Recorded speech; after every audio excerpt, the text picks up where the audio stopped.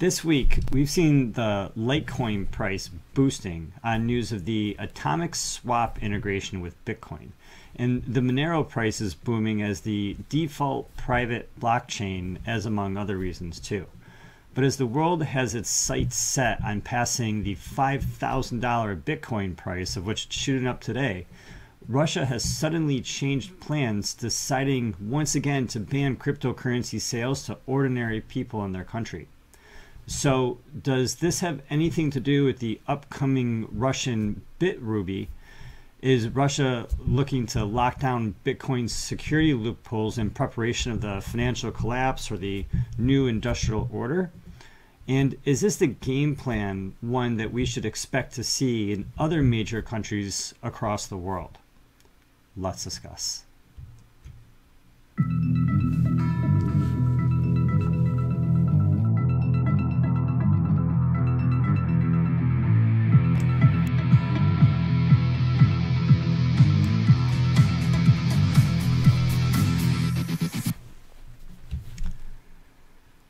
Hey everybody, I'm Gary Palmer Jr., you're you, and together, welcome to Minting Coins. So there's a lot going on, and right now we're seeing the Bitcoin price spike up in value, shooting up 6% in the past 24 hours, jumping over the $4,500 price point, and a lot of people have this Bitcoin sights set on surpassing that $5,000 Bitcoin price, right? And at the same time, a lot of people are really excited about Litecoin because with Litecoin, we're seeing the atomic swap integration where people are going to be able to send Bitcoin or Litecoin to each other and just have it be instantly exchanged from one coin to the other because of the shared SegWit code and code base, and that's pumping up the Litecoin price as well as other coins in the space for their unique properties, of which we want to understand, pay attention to, because as these coins are building up on the network effect and building on the technology and the investment of other people in other countries, other companies across all different countries, then these coins are just going to become a part of the fabric of society throughout a borderless, permissionless, neutral blockchain world. But with that borderless, permissionless, and neutral blockchain world, we're going to be looking into the news to see how the country of Russia and the organizations in Russia, the financial organizations and the government, are going to be seeking to control Bitcoin on one hand, while at the same time they're going to be heavily investing into Bitcoin for themselves and for the people who are not so ordinary, I suppose. So with that being said, let's quickly pop into the market, take a look around, look at the news, and let's discuss.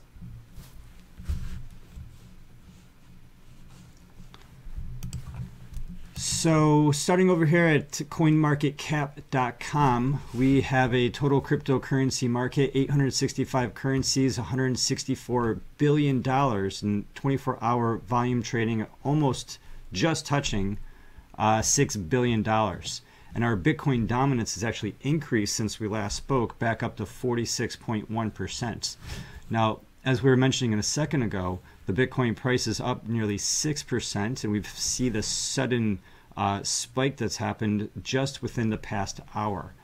And this is correlating with a decrease in Bitcoin Cash, which we talked about in the last video, and the difficulty that blockchain is having with the adjusting difficulty versus the value of the coin, and I suppose the market fundamentals and the demand of which Bitcoin people are actually using and wanting, even when you balance the problems that those coins might be having.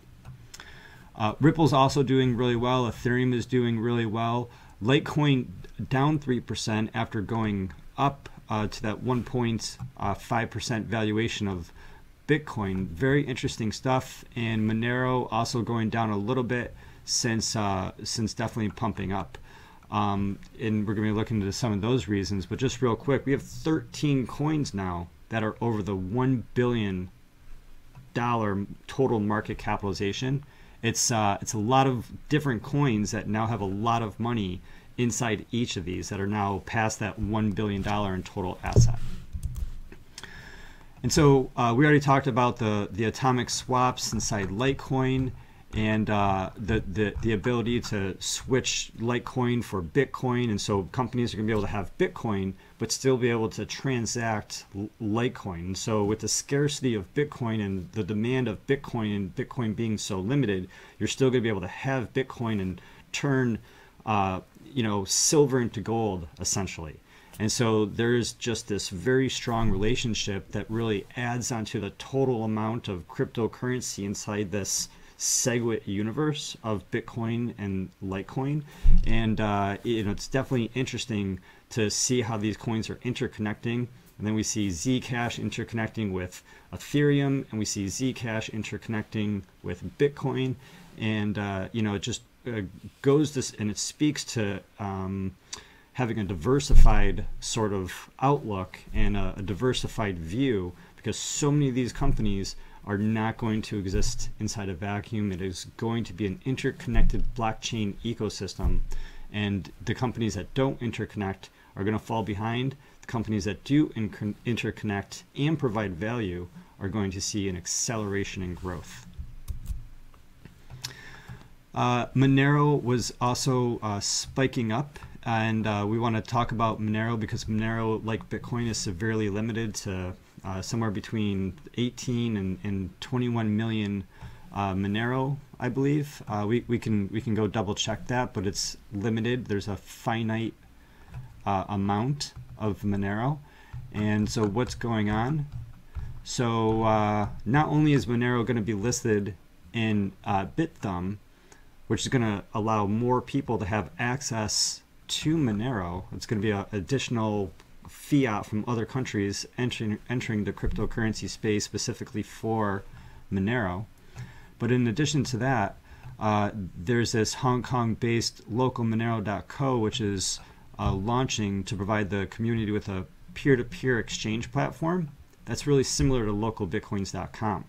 And so that peer-to-peer platform is going to allow more people to have more access in a way that is not going to be able to just get shut down, because it's not going to be a centralized exchange, a centralized sort of operation.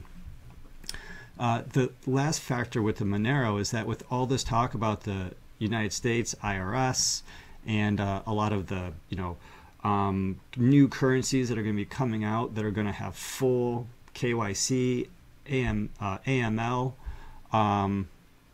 laws for anti-money laundering and know your customer laws. People are really looking at the privacy-centric coins, like Monero, like Dash, like Zcash, coins like Particle, coins like Pivx, like Decred. These are sort of projects that people are really focused on because at a fundamental level, people are really interested in privacy-based coins and having their level of autonomy, anonymity, and privacy in their lives.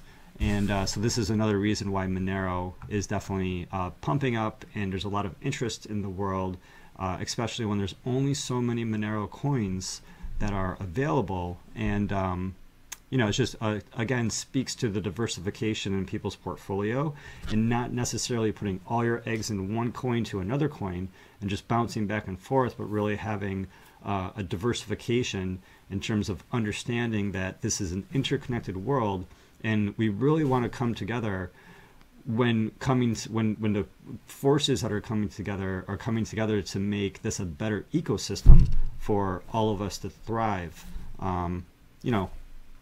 across the world, right? Because that's what this is all about, is all of us surviving together.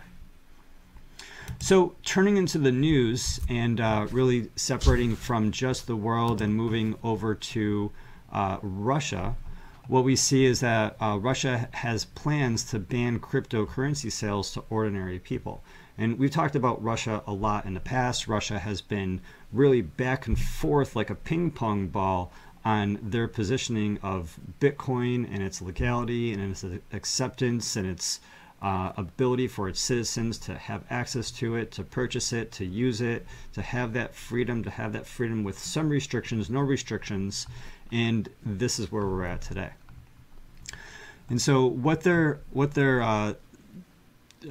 saying now is that they only want qualified investors that have a reason for buying cryptocurrency assets to have the option to do so. And they're specifically saying qualified investors and not private investors. So they want to say it's any investor that in Russia who meets the qualifications.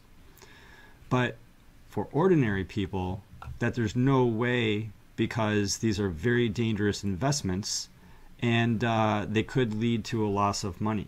And so we're hearing that same sort of rhetoric coming out of the United States. We're hearing that, with the SEC. We're hearing the same sort of rhetoric come out of China for their country, from their financial regulation, safety services organizations. And now this is going back to Russia, where Russia wants to say that, they're realizing they don't want just everyone or anyone to be able to have Bitcoin. They just want just the qualified people to be able to have Bitcoin. And so, again, we're hearing these contradictory statements. And this is just weeks after the announcement of the state-sponsored Bitcoin mining company, which aims to raise over $100 million. This company that has direct ties with Vladimir Putin and with other very well-connected people, powerful people inside Russia. And they want to create this mining operation because they see the writing on the walls. They see the future industry. They know what the new industrial order is, that it is coming to, to usher in this, new chapter of human history. It's, we had the Stone Age, we had the Bronze Age. With computers, we had the Silicon Age. And what this is leading into is the age of blockchain. And Russia wants to be there with this major mining operation to be mining the Bitcoin of the future, because it's going to be so valuable. It's, even if there's only 3 Bitcoins being mined per block, and each of these Bitcoins is worth $100,000, or each of these Bitcoins is worth $1 million, more and more people, more and more of these mining organizations are going to want these Bitcoins. We know China's mining for these Bitcoins. We know Russia has this major state-sponsored mining operation which plans to mine these Bitcoins. And with the regulating of the Bitcoins inside the country of Russia, the Moscow Stock Exchange said that they would constitute the sole platform through which investors could gain exposure to Bitcoin, legally in Russia according to their rules inside their borders. And these previous comments suggested that the Russia's so-called BitRuble, Ruby, currently under the development by the central bank, would enjoy considerably more market freedom than the traditional cryptocurrency. So anyone is going to be able to have the BitRuby, and then only qualified investors can be able to have the Bitcoin. And so they did not include how the authorities plan to prevent citizens from purchasing cryptocurrencies, but maybe they would just block these exchange websites.